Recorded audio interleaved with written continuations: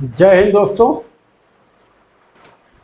आज की क्लास वर्णमाला से संबंधित है। संपूर्ण वर्णमाला को इस क्लास में व्यवस्थित ढंग से प्रस्तुत करने की कोशिश की गई है। वर्णमाला से हर पेपर में 2 से 3 क्वेश्चन आते हैं। 2 से 3 क्वेश्चन अपने आप में एक मायने रखता है।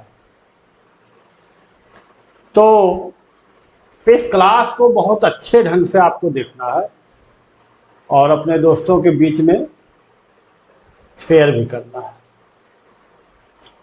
और लाइक भी करना है और इसको शुरू से लेकर अंत तक, आज से अंत तक देखना है आपको। अगर आपने वीडियो क्लिक किया है तो आज से अंत तक देखना है, क्योंकि इनमें 50 क्वेश्चन लिए गए हैं। 50 के 50 इतने इम्पोर्टेंट है कि कहा नहीं जा सकता है कि ये वाला क्वेश्चन नहीं आएगा। हर क्वेश्चन अपने आप में एक अहमियत रखता है और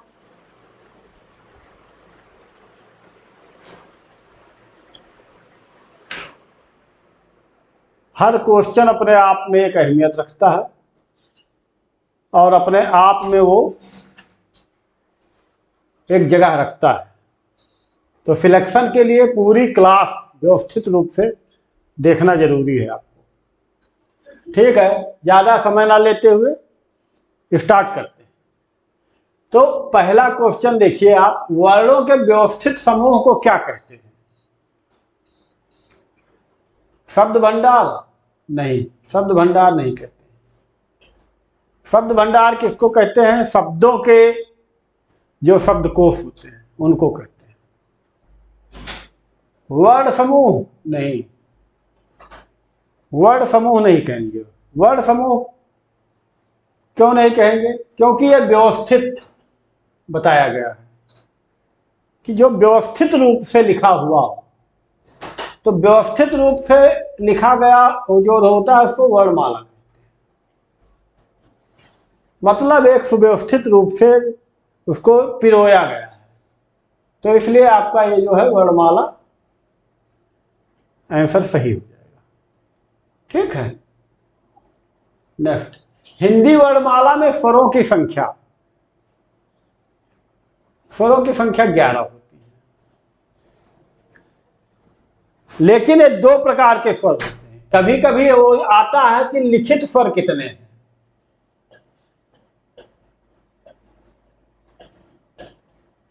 लिखित स्वर, तो लिखित स्वर तो 11 है, लेकिन अगर यहीं पे आपके आ जाता कि मौखिक स्वर कितने हैं, यहां आ जाता अगर मौखिक स्वर,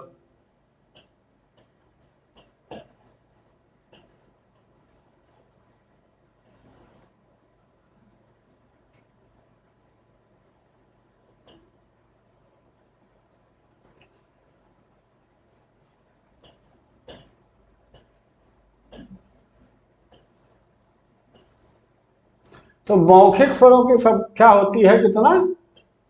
10 होती है। एक स्वर कौन सा नहीं होता है? री नहीं होता है।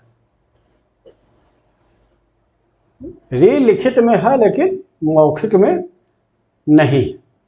ठीक है, तो ये ध्यान देना है कि अगर केवल पूछे स्वरों की संख्या कितनी है तो 11 है, अगर लिखित पूछे तो भी 11 है, और अगर मौखिक पूछे तो कितनी है?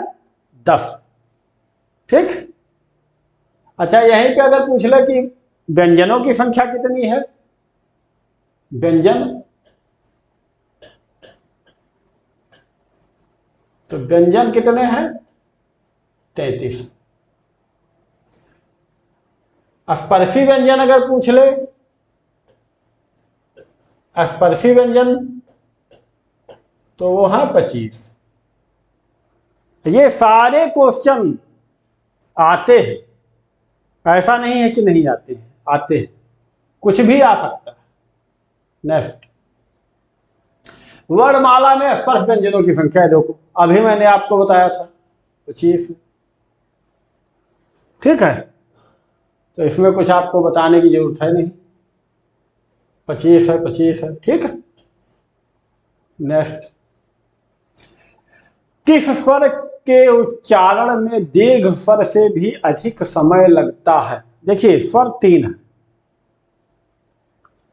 3 मतलब मात्रा के आधार पे अगर पूछे तो होते तो 2 ही है, ह्रस्व और दीर्घ। ह्रस्व में क्या होता है, एक मात्रा होती है। दीर्घ में क्या होता है, 2 मात्राएं होती है। इसको ऐसे लिखा जाता है, ऐसे। और प्लुत में क्या होता है, इसमें 3 मात्राएं होती है। ठीक है, तो दीर्घ स्वर से अधिक समय लगता है तो वो प्लुत हो जाएगा आपका। ठीक है, नेक्स्ट, भाषा की सार्थक लघुत्तम इकाई किसे माना जाता है?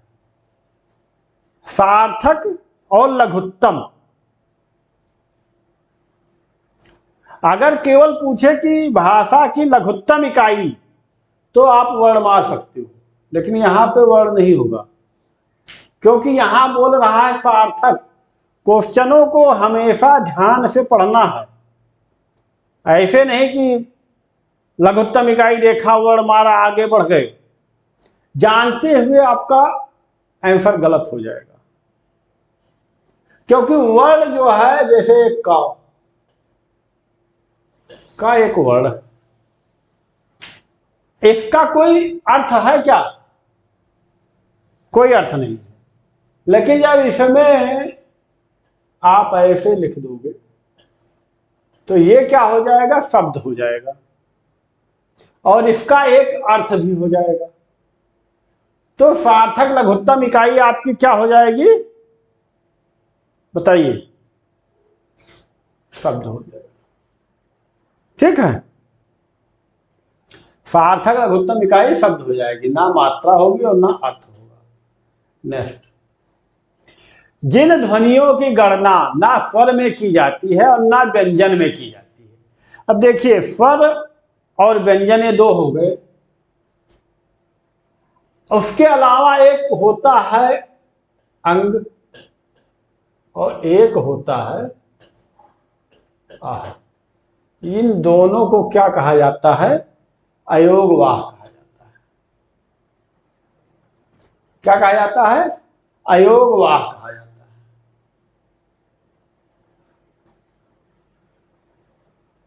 क्या कहा जाता है, अयोगवाह। ठीक है, अंतस्थ 4 होते हैं, 11 लावा।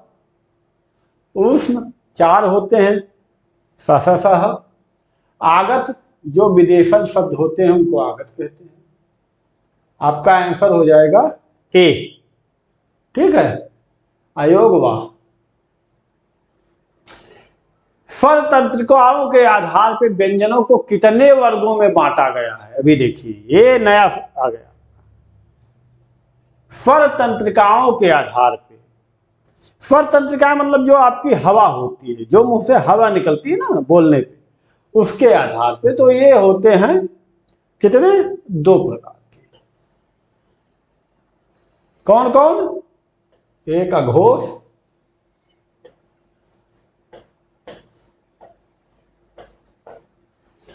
और एक सघोष।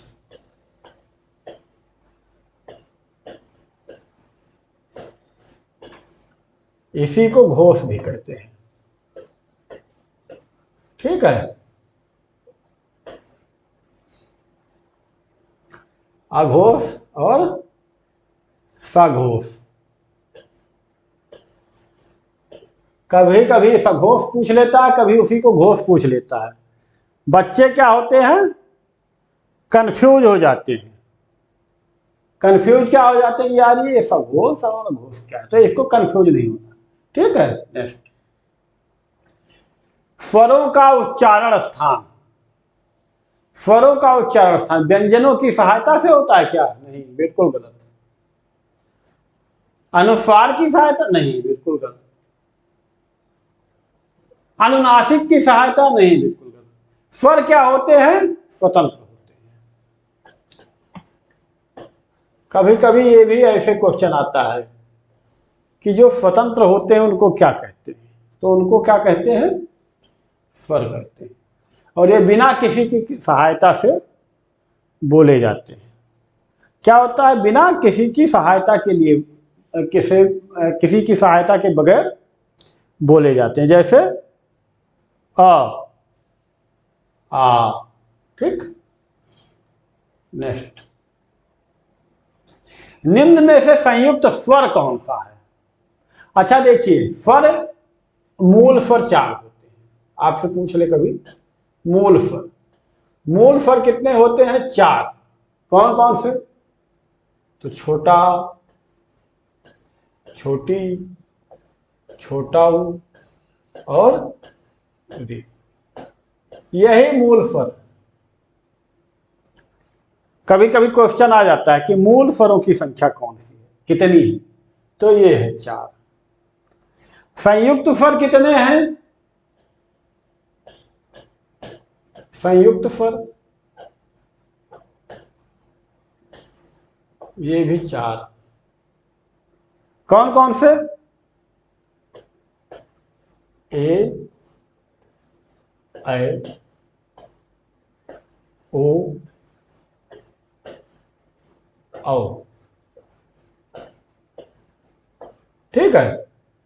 अब ये क्या पूछ रहा है? संयुक्त स्वर पूछ रहा है आपसे। इसमें से संयुक्त स्वर कहाँ है? यहां है। आपका यही आंसर हो जाएगा। ठीक है। नेक्स्ट, कंठ तालव्य की सहायता से कौन सा शब्द बोला जाता है? कंठ तालव्य कौन सा है? कहने मतलब कंठ और तालव्य की सहायता से कौन सा स्वर बोला जाता है? तो ये जो आपके हैं ये कंठ है केवल, अ और आ, ये दोनों कंठ हैं। ये आपके जो है दोनों ये ओष्ठ हैं, उ ऊ, उ ऊ। देखो ओठ का हरकत हो रहा है। ठीक। अच्छा, ये आपका मूर्धा है, ये, इसको कहीं कहीं लुंठित स्वर भी बोलते हैं। ठीक। र, देखो बोलो, र बोलोगे, ये आपकी जीभ जो है ये इस पे लुढ़कती है तालु के ऊपर। कंठ तालव्य आपका ए और ऐ हो जाएगा। ए ऐ, देखो ए बोलोगे तो कंठ से आवाज आएगी, ऐ बोलोगे तो जीभ ऊपर तालु से टकराएगी। तो ये आपका आंसर हो जाएगा, कंठ तालव्य। ठीक है। थोड़ा स्लो पढ़ा रहा हूं ताकि आप लोगों को समझ में आ जाए। आप चाहेंगे तो वीडियो तेज करके देख लेंगे, लेकिन स्लो पढ़ाने से आपको थोड़ा समझ में आएगा। समझा के पढ़ा रहा हूं ताकि ये बहुत ही क्रिटिकल टॉपिक है और बहुत ही महत्वपूर्ण टॉपिक है, तो इसको ध्यान से पढ़ना है। नेक्स्ट, सभी महाप्राण वर्णों वाला वर्ग। अब देखिए, अल्प प्राण और महाप्राण आ गया यहाँ पे। अल्प प्राण क्या होता है? पहला, तीसरा और पांचवा। जैसे मान लो आपका क वर्ग हो गया, क, ख, ग, घ और, अब इसमें पहला ये हो गया, कलर चेंज कर देता हूं मैं ताकि आप लोगों को आराम से दिखे। पहला ये हो गया, तीसरा ये हो गया, पांचवा ये हो गया। ये तीनों क्या हो गए? ये अल्प प्राण हो गए। और ये दूसरा और ये चौथा, ये हो गए महाप्राण। ठीक है। तो महाप्राण हो गए। अब पूछ क्या रहा है? सभी महाप्राण। अब देखो इसमें आपका ख है दूसरा, छ है दूसरा, और ठा है दूसरा। ये तीनों वर्ण जो हैं ये दूसरे। तो जब तीनों वर्ण दूसरे हैं तो ये महाप्राण हो जाएंगे। अच्छा, इसमें देखो ता था दा धा, ये तो चौथा हो गया। ये देखो ये पहला हो गया तो ये होगा नहीं। ये अंगा ये पांचवा हो गया तो ये होगा नहीं। इसमें देखो ये पहला हो गया, ये होगा नहीं। इसमें ये पांचवा हो गया तो ये होगा नहीं। तो आपका आंसर क्या हो जाएगा, ये सही हो जाएगा। ठीक है, समझ में आ गया ना आप लोगों को? ठीक है ना? Okay, next.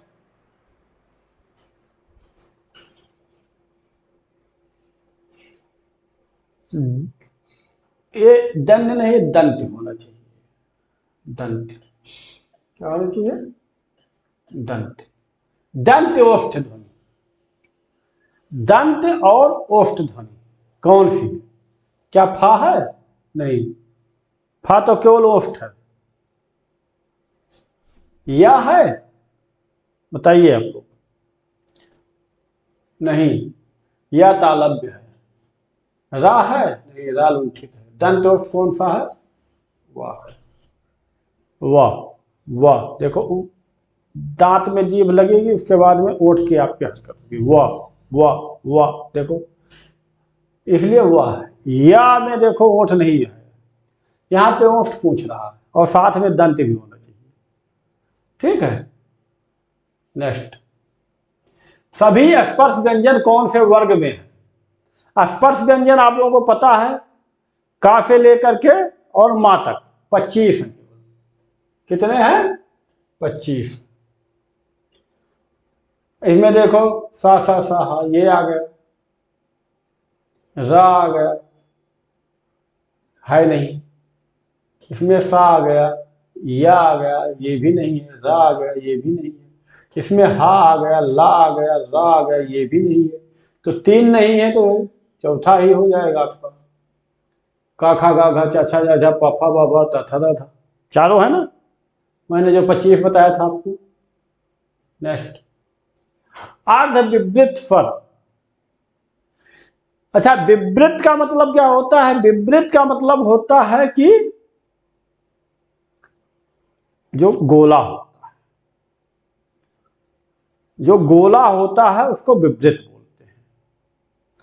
संवृत मतलब जहां पे बिल्कुल गोला ना बने। तो गोला यहां आपके मुंह से जब गोला बनेगा, मुंह से गोला, यहां कोई ग्राउंड में तो बनाना नहीं है। मुंह से आपके गोला जो बने तो किस में बनेगा? आ में बनेगा क्या? आ में तो बनेगा नहीं। तो आ में पूरा डब्बा की तरह विवृत हो जाएगा। आ देखो, मुंह खोलोगे पूरा पूरा मुंह खुल जाएगा तो ये होगा। ऊ ऊ ऊ ऊ में एकदम छोटा सा बन रहा है, समृत हो जाता है। ए ये भी नहीं होगा। ऐ देखो, ऐ बोलोगे थोड़ा मुंह खुलेगा। ऐ है, थोड़ा मुंह खुल रहा है।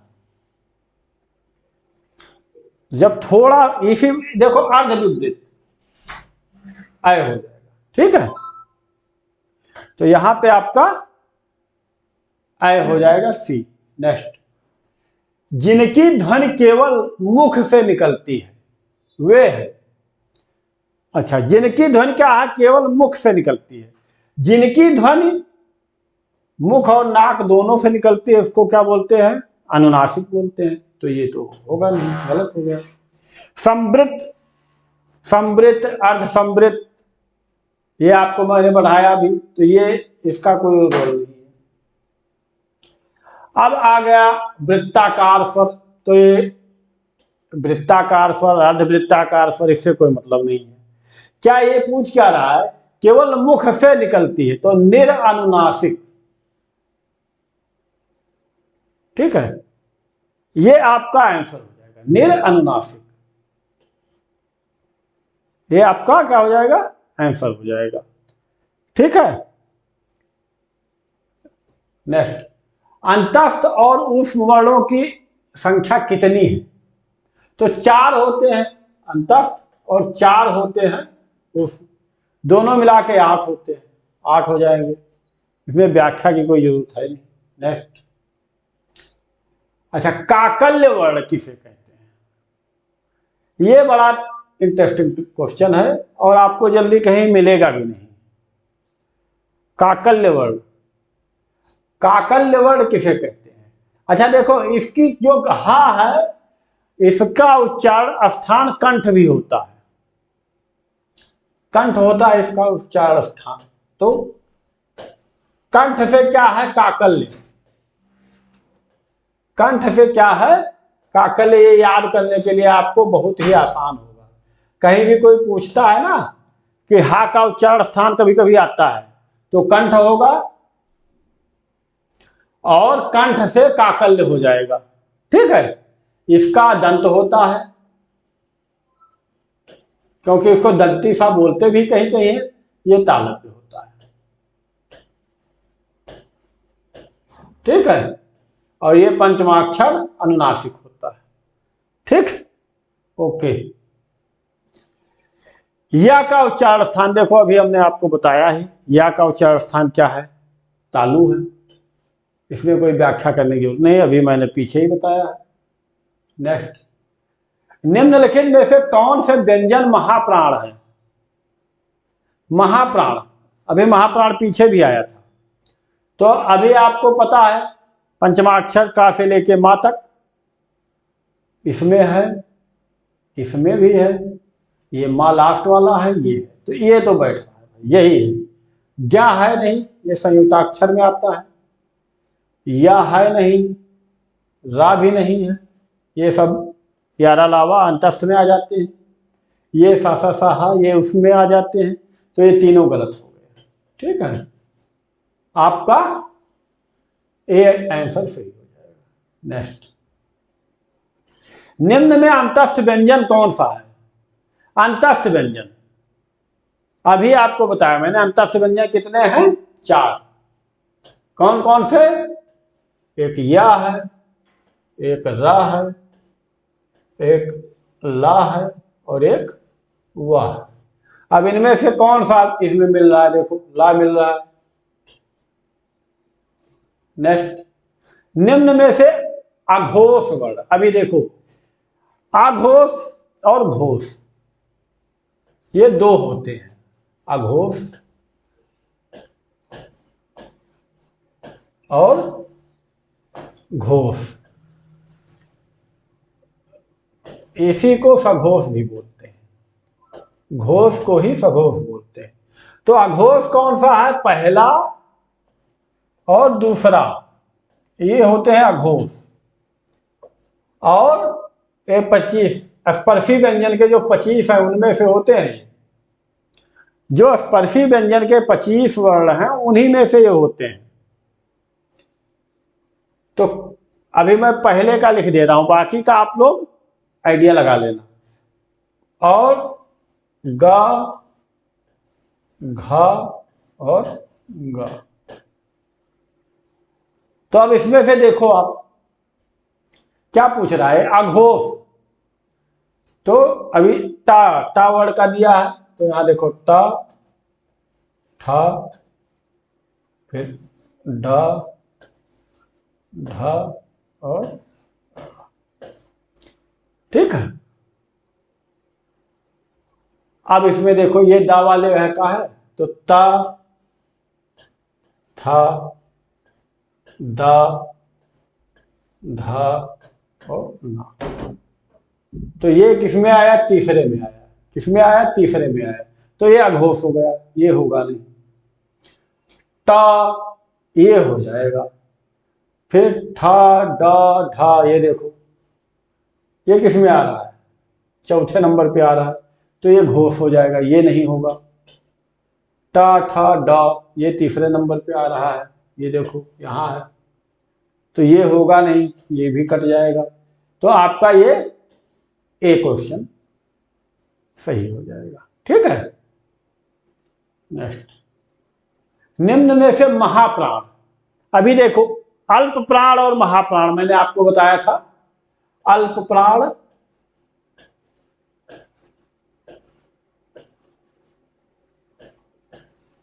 अल्प प्राण कौन से होते हैं?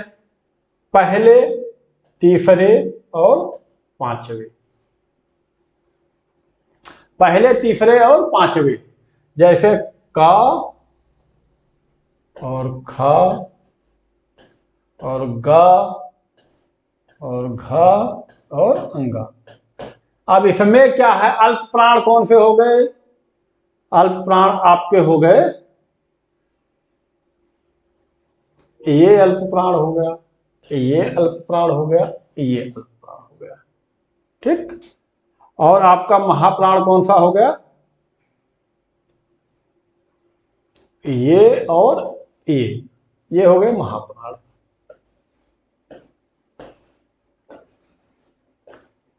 अच्छा, ये भी 25 स्पर्शी व्यंजन में से ही होते हैं। जो 25 स्पर्शी व्यंजन आपके हैं उन्हीं में से ये भी होते हैं। ठीक है। अब इसमें देखिए कौन सा है। महाप्राण पूछा तो टा, ये तो पहले पे आ रहा है, ये गलत हो जाएगा। ऊ, ये स्वर में है, ये भी गलत हो जाएगा। ऊ, ये भी गलत हो जाएगा। ठा, तो अभी देखिए टा, ठा, डा, ढा, ला। अब इसमें देखो पहला, तीसरा और पांचवा, ये तो हो गए अल्प प्राण।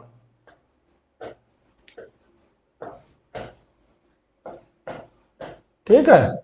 और आपके महाप्राण हो गए कौन कौन से? महाप्राण हो गए आपके दूसरे और चौथे, ये हो गए महाप्राण। पूछा क्या है? महाप्राण ही पूछा है, तो आपका ये हो जाएगा। ठीक है। आगे अब ऐसे नहीं समझाऊंगा। नेक्स्ट, निम्न में से अनुनासिक वर्ण किसे कहते हैं? जो पंचमाक्षर होते हैं, पंचमाक्षर। ठीक है। पंचमाक्षर जो होते हैं उन्हीं को अनुनासिक भी कहते हैं। तो देखो इसमें क्या है, यही है पंचमाक्षर, ये आपका हो गया। ठीक है। जिह्वा के आधार पर स्वर कितने प्रकार के होते हैं? जिह्वा के आधार पे पूछ रहा है।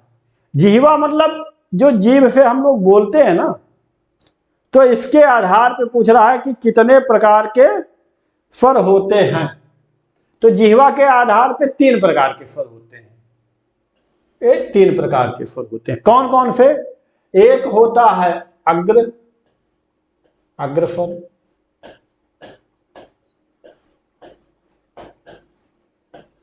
एक होता है पश्च स्वर, पश्च स्वर नहीं, मध्य स्वर।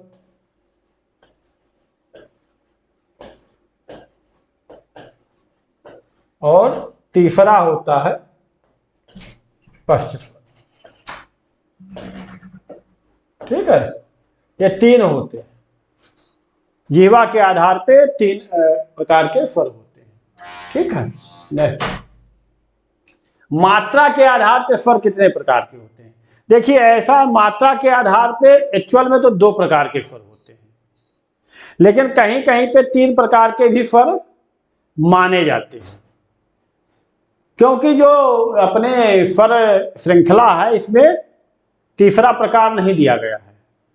जो प्लुत होते हैं, स्वर 3 प्रकार के हैं मात्रा के आधार पे, लेकिन कहीं कहीं पर 2 प्रकार भी मानते हैं, ह्रस्व और दीर्घ। क्योंकि ये जो प्लुत है तीसरा वाला, एक ह्रस्व हो गया, एक दीर्घ हो गया और एक प्लुत हो गया, प्लुत हो गया।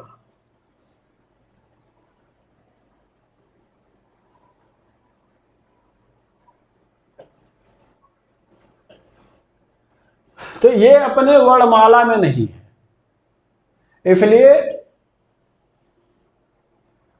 2 माने जाते हैं, लेकिन आयोग ने 3 माना है, तो इसलिए आपको 3 पे लगाना है। ठीक है। ये आपको समझाने के लिए बताया। जैसे अभी फर्स्ट में आया था कि ह्रस्व से ज्यादा समय किस स्वर को बोलने में लगता है, तो वो प्लुत होता है। ह्रस्व से ज्यादा दीर्घ, ह्रस्व में एक मात्रा, दीर्घ में दो मात्रा और प्लुत में तीन मात्राएं होती हैं। नेक्स्ट, हिंदी में ध्वनियां कितने प्रकार की होती हैं? मतलब ध्वनियां कितने प्रकार की होती है ये पूछ रहा है। तो ध्वनियां जो है आप लोग कितना प्रकार के जानते होंगे? चार प्रकार की होती है क्या? चार प्रकार की तो होती नहीं, ना 6 होती है ना 8 होती है, 2 प्रकार की होती है। कौन कौन सी? एक अनुनासिक और एक निरानुनासिक। मतलब एक केवल मुंह से बोली जाती है और एक मुंह और नाक दोनों की सहायता से बोली जाती है। ठीक है, तो ये 2 प्रकार की ध्वनियां होती है। नेक्स्ट, एक से अधिक वर्णों के मेल को क्या कहते हैं?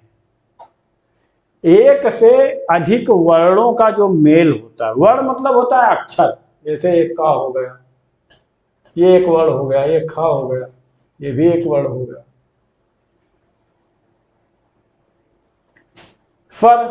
स्वर स्वतंत्र होते हैं, आप लोगों ने पढ़ा ही है कि स्वर स्वतंत्र होते हैं। हमने पहले भी बताया आपको कि स्वर स्वतंत्र होते हैं। और व्यंजन जो है ये स्वर की सहायता से बोले जाते हैं। ये का ऐसे, इसमें आ छुपा हुआ है, अगर आ नहीं होगा तो इसमें हलंत ऐसे लग जाएगा। ये खा जो है इसमें आ छुपा हुआ है, अगर आ निकाल देंगे तो इसमें हलंत लग जाएगा। तो एक्चुअल में का जो है ऐसे लिखा जाता है, इधर हलंत लगा देंगे, फिर डैश देके फिर यहाँ पे आ लिखेंगे, ये होता है शुद्ध। तो एक से अधिक वर्णों के मेल को क्या कहते हैं? व्यंजन कहते हैं। ठीक है, यही आपका आंसर हो जाएगा। ओके, नेक्स्ट, जिनका उच्चारण स्वतंत्रता से होता है और जो व्यंजन के उच्चारण में सहायक होते हैं। तो वही क्वेश्चन अभी इधर आ गया। अभी मैंने बताया आपको कि स्वर क्या होते हैं? स्वतंत्र होते हैं। तो क्या पूछ रहा है? स्वतंत्र हो। और मैंने बोला आपको कि ये जैसे का है तो इसके उच्चारण में आ छुपा हुआ है, व्यंजन के उच्चारण में सहायक होते हैं, उन्हें क्या कहते हैं? तो स्वर कहते हैं। इसकी व्याख्या मैं पहले ही कर चुका हूं। नेक्स्ट, वर्ण तालिका के अनुसार ह्रस्व, दीर्घ और प्लुत क्या है? ह्रस्व, दीर्घ और प्लुत क्या है? क्या ये स्वर है या ये मात्राएं हैं? बताइए आप। ये तीनों जो है ये स्वर होते हैं, मात्राएं नहीं। अगर ये पूछता कि इसमें कितनी कितनी मात्राएं होती है तब हम मात्रा लगाते, लेकिन ये पूछ रहा है ये है क्या, तो ये स्वर है। नेक्स्ट, लिखित भाषा में मूल ध्वनियों के लिए जो चिन्ह मान लिए गए हैं, जिस रूप में ये लिखे जाते हैं, उसे क्या कहते हैं? क्या कहते हैं भाई उसको? अरे लिपि ही तो कहेंगे। हिंदी को बोलते हैं ना कि देवनागरी लिपि में लिखा जाएगा, पंजाबी को बोलते हैं कि ये गुरुनागरी लिपि में लिखा जाएगा। तो ये लिपि ही तो है। लिपि मतलब होता है एक सांकेतिक चिन्ह। जैसे राम हम लिखते हैं हिंदी में तो ऐसे लिखते हैं, ये क्या हो गया? देवनागरी लिपि हो गई। इसी के राम को जब अंग्रेजी में लिखेंगे तो ऐसे लिख देंगे। दोनों का मतलब एक ही है, लेकिन ये अलग अलग भाषाएं हो गई, लिपियां अलग अलग हो गई। इसी को उर्दू में लिखेंगे तो कुछ और लिखेंगे। मुझे उर्दू आती नहीं भाई, इसलिए मैं लिख नहीं रहा हूं। अच्छा, दो व्यंजन जब एक साथ मिलते हैं तो क्या कहलाते हैं? दो व्यंजन जब एक साथ मिलते हैं तो भाई जब किसी चीज को जोड़ दिया जाएगा, जब दो हैं एक साथ मिल गए तो क्या हो गया? संयुक्त। बोलते हैं ना आप भाई कहाँ रहे? बोला हम संयुक्त परिवार में रह रहे हैं। संयुक्त परिवार मतलब 2 3 4 परिवार उसमें जुड़े हुए हैं। मैं भी हूँ, मेरी पत्नी है, मेरे भैया हैं उनकी पत्नी है, मेरे पिताजी हैं, मेरी माँ है। तो जब कई परिवार जुड़े हुए तो उसको संयुक्त परिवार बोलते हैं। ऐसे ही ये बोल रहा कि जब दो व्यंजन आपस में मिल गए तो क्या बोलेंगे? तो उसको संयुक्त व्यंजन बोल देंगे। इसका तो आंसर छुपा हुआ है क्वेश्चन में ही। नेक्स्ट, अच्छा सघोष वर्ण कौन सा है? अभी हमने आपको बताया था कि घोष को ही सघोष बोलते हैं। दूसरा और चौथा क्या होता है? महाप्राण होता है। ये घोष और महाप्राण में कंफ्यूज हो जाते हैं लड़के, तो ये कंफ्यूज नहीं होना है। घोष में क्या होता है कि तीसरा, चौथा और पांचवा होता है, और महाप्राण में क्या होता है? ये घोष है। ये यहां पे लड़के कंफ्यूज होते हैं, ये घोष है और ये महाप्राण है।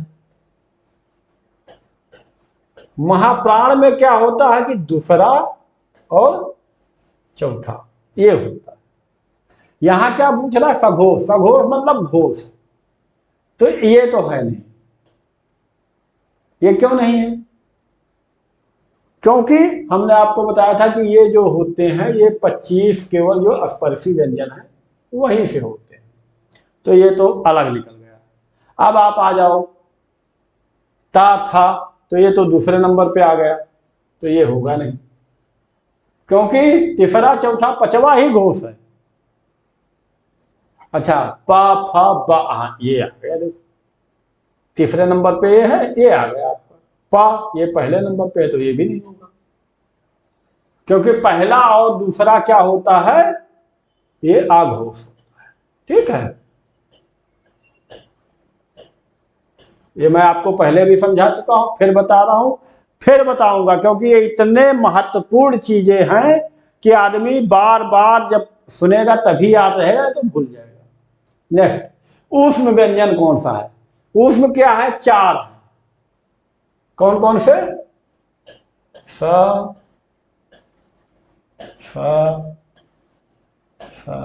और हा। इसमें चारों में से देखो में कौन सा है, क्यों नहीं है, तो ये आपका आंसर हो जाएगा, इसमें व्याख्या करने की जरूरत है नहीं। नेक्स्ट, जिन स्वरों के उच्चारण में नाक से हवा निकलती है उन्हें क्या कहते हैं? अभी हमने आपको बताया था ये बात कि 2 प्रकार से स्वर होते हैं, एक जो केवल मुंह से बोला जाता है और एक जो नाक की सहायता से बोला जाता है। तो जो केवल मुंह से बोला जाएगा उसको बोलेंगे निरनुनासिक। लेकिन ये क्या बोल रहा है कि जिसमें नाक से हवा निकले, मतलब कि बोलने में नाक की सहायता लेनी पड़े, तो वो अनुनासिक हो जाएगा। ये आपका गलत हो जाएगा। ठीक है, अनुनासिक मतलब नाक और मुंह दोनों की सहायता से जब बोलते हैं, नाक से हवा निकलने का मतलब है कि नाक की सहायता ली जा रही है। ठीक है, नेक्स्ट, अनुस्वार किसका कार्य करता है? अब अनुस्वार पूछ रहा है कि मतलब इसका काम क्या है? चंद्र बिंदु का काम है? अनुस्वार है क्या? पहले देखो, ये अनुस्वार इसको बोलते हैं, और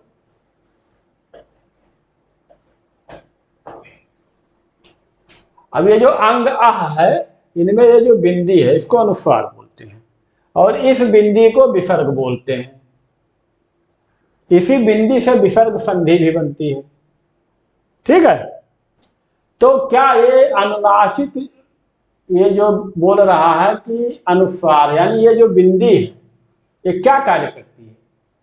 तो ये पंचम वर्ण का कार्य करती है, न स्वर का काम करती है। गलत। विसर्ग अगर ये दोनों बिंदी होती, विसर्ग ये काम करता। चंद्र बिंदु ऐसे लगाई जाती है, ना कि ऐसे लगाई जाती है, तो चंद्र बिंदु का भी काम नहीं करता। तो ये पंचम वर्ण का काम करता है, यानी ये जो है हमें नाक से बोलने की सहायता कराता है। कोई वर्ण बोलना है, अगर उसमें अंग बोल दिए तो देखो नाक की मदद लेनी पड़ती है, तो ये पंचमाक्षर का काम करता है। ठीक है, हिंदी भाषा में कुल कितनी वर्ण लिपियां हैं? अब ये देखो इसमें 33 दिया हुआ है। 33 क्या है? 33 तो व्यंजन है, व्यंजन है 33। ठीक है, 33 व्यंजन है। 48 क्या है? 48 कुछ नहीं। 44 क्या है? ये भी कुछ नहीं है। तो 52 आपका आंसर हो जाएगा, क्योंकि हिंदी भाषा में कुल 52 वर्ण है। ठीक है, नेक्स्ट, हिंदी वर्णमाला में व्यंजनों की संख्या।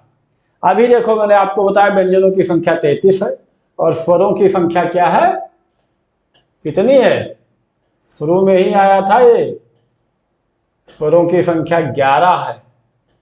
ये लिखित हैं, 11 कौन से हैं, लिखित हैं। और अगर यहीं पे मौखिक पूछ ले तो मौखिक कितने हैं, 10 हैं, मैंने शुरू में भी आपको बताया था।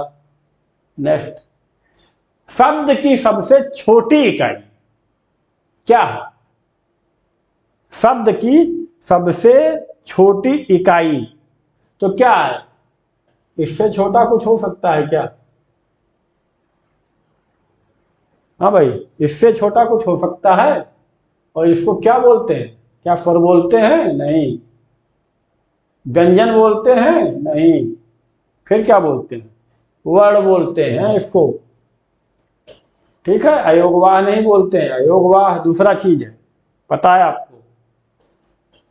तो इसको क्या बोलते हैं, वर्ण बोलते हैं।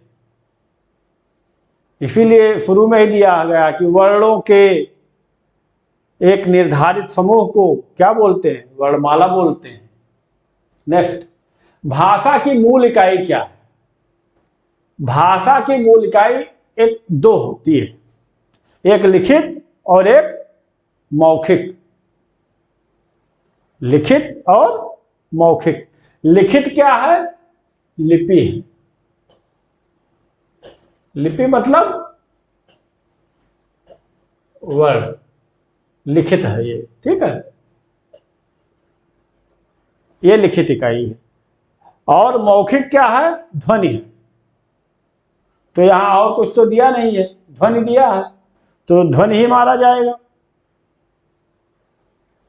एक्चुअल में यहां पे लिखना चाहिए कि भाषा की मौखिक इकाई क्या है, लेकिन मौखिक की जगह यहां मूल लिख दिया गया है आप लोगों को कंफ्यूज डालने के लिए। तो मौखिक इकाई क्या है, ध्वनि है।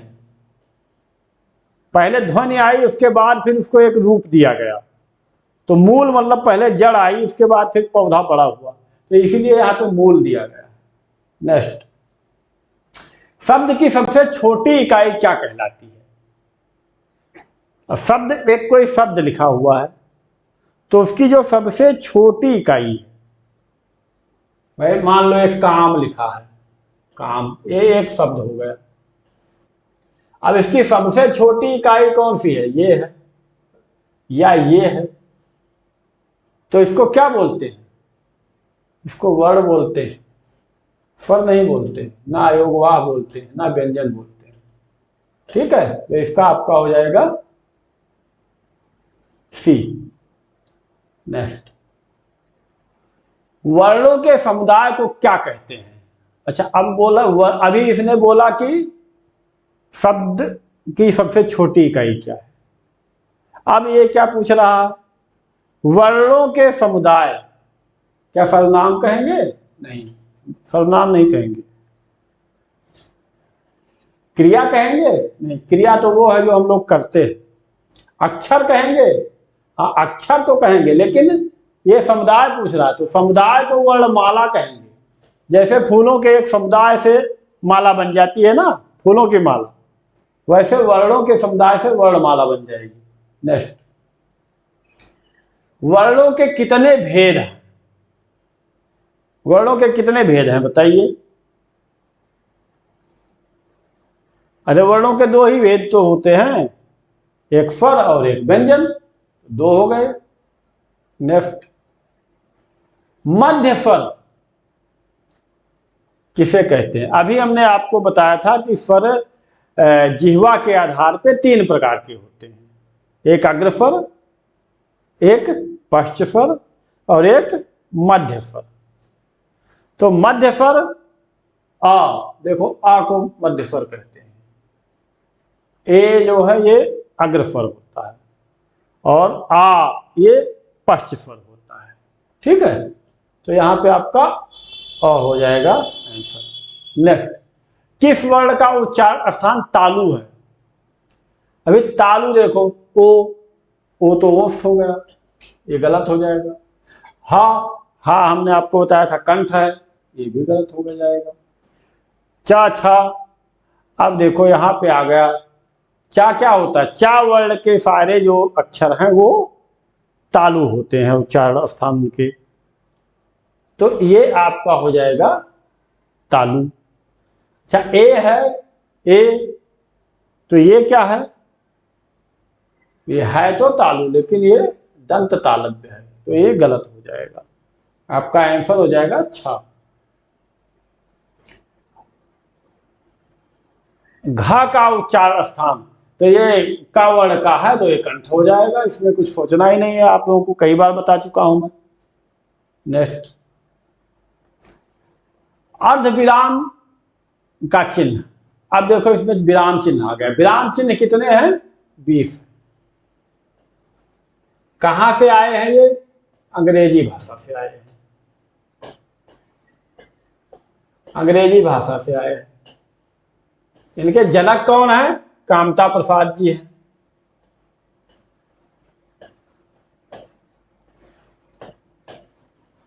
कामता प्रसाद जी हैं। अच्छा एक ऐसा चिन्ह है जो अंग्रेजी भाषा से नहीं आया है, वो कौन सा है, वो ये है, इसको क्या बोलते हैं, पूर्ण विराम। ये पूर्ण विराम जो है ये अंग्रेजी भाषा से नहीं आया है, ठीक है। अब इसमें पूछ रहा है आपके कि अर्ध विराम क्या है, ये देखिए आपका पूर्ण विराम मैंने बता ही दिया है, पूर्ण विराम है ये जो आपका है ये अल्प विराम है। अल्प विराम और अर्ध विराम, इसमें बच्चे कंफ्यूज हो जाते हैं, ठीक है। तो ये कभी भी ध्यान रखना है, ये जो कामा लगा हुआ है जिसको कामा बोलते हैं, ये अल्प विराम में आता है, और अर्ध विराम में ये आपके आता है, इसको बोलते हैं अर्ध विराम, ठीक है।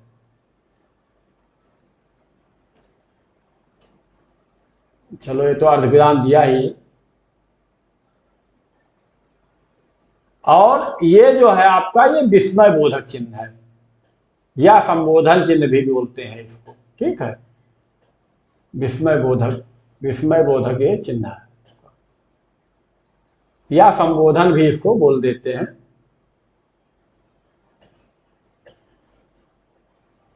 आपका आंसर बी हो जाएगा, ठीक है। नेक्स्ट, निम्न में प्रश्नवाचक चिन्ह, प्रश्नवाचक चिन्ह तो सब लोग जानते ही हैं, इसमें कुछ बताना ही नहीं है, बाकी ये सब मैंने आपको बता ही दिया है, इसमें आपका डी आंसर हो जाएगा। विराम चिन्ह प्रयुक्त होता है, अच्छा विराम चिन्ह प्रयुक्त होता है मतलब कहां कहां लगा सकते हैं इसको, ये पूछ रहा है।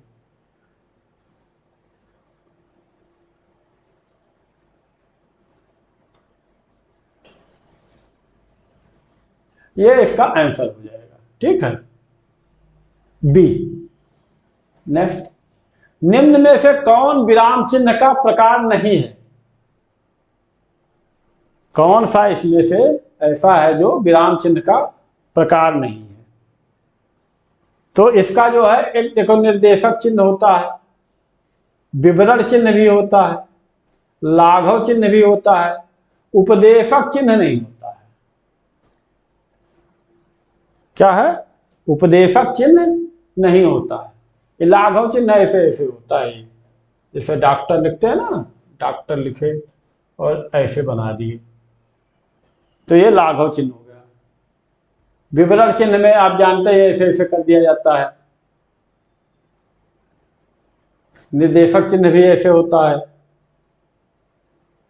अच्छा, माता पिता दोनों प्रसन्न थे, इस वाक्य में माता पिता के मध्य कौन सा विराम चिन्ह है। अब ये पूछ रहा ये वाला चिन्ह, ये चिन्ह दो प्रकार के होते हैं, एक तो ऐसे होता है कोष्ठक के बीच में रहता है, और एक ऐसे होता है जो कि कोष्ठक के एकदम निचले भाग में रहता है, तो इसको बोलते हैं क्या, योजक चिन्ह। ये आपका आंसर हो जाएगा, योजक चिन्ह। लेकिन इसको जो है ये रेखांकन बोलते हैं, रेखांकन। इसमें बच्चे बहुत कंफ्यूज होते हैं कि एक ऐसे दे देगा और एक ऐसे दे देगा धीरे से नीचे, जैसे आपका ए बना दिया तो ये तो बीच में दे दिया, और ये सी बनाएगा और इसमें ऐसे नीचे दे देगा और आपसे पूछ लेगा कि योजक चिन्ह कौन सा है। अब आप कंफ्यूज हो जाएंगे कि ये भी ऐसे ये भी ऐसे, कौन सा है। तो इसमें ध्यान देना है कि जो आपके इसके बीच में आए वो योजक चिन्ह है, ये योजक चिन्ह हो जाएगा। और जो आपके आंसर के निचले पार्ट में आए ये रेखांकन हो जाएगा। इस बात का विशेष ध्यान रखना है, ये दोनों चिन्हों में बच्चे गलती कर देते हैं। ठीक है, अच्छा, ये आपको मैं एक होमवर्क दे रहा हूं, इसके बारे में मैंने बता तो दिया है आपको पहले ही, एक बार मैंने इस क्लास में बताया था, लेकिन अभी आपको दोबारा ये होमवर्क दिया जा रहा है। इसको आपको क्या करना है, कमेंट में बताना है और देखते हैं कितने बच्चों का ये सही आता है, क्योंकि एग्जाम में कई बार ये क्वेश्चन पूछा गया है कि लुंठित वर्ण कौन सा है, और आपको मैं पूरे वीडियो में 2 जगह ये बता चुका हूं, हिंट दे चुका हूं। तो अभी आपको इसको मुझे बताना है कमेंट करके, और अगर वीडियो अच्छी लगी हो दोस्तों तो लाइक कर देना, नहीं लगी हो तो कोई बात नहीं, और कोई इसमें अगर आपको अच्छी चीज लगी हो तो भी कमेंट करना, और कुछ गड़बड़ लगा हो तो भी कमेंट कर देना। आपके कमेंट का मैं बुरा नहीं मानूंगा। ठीक है, चलो कल हम आपको अलंकार और समास इन 2 क्लासों का अलग से एक वीडियो देंगे, शॉर्ट वीडियो, जो 4 या 3 मिनट या 5 मिनट ज़्यादा से ज़्यादा होगी, और समास आपका उसमें क्लियर हो जाएगा। अलंकार थोड़ा बड़ा है, लेकिन जो मेन अलंकार है उसके बारे में मैं बता दूंगा। ठीक है, धन्यवाद, जय हिंद।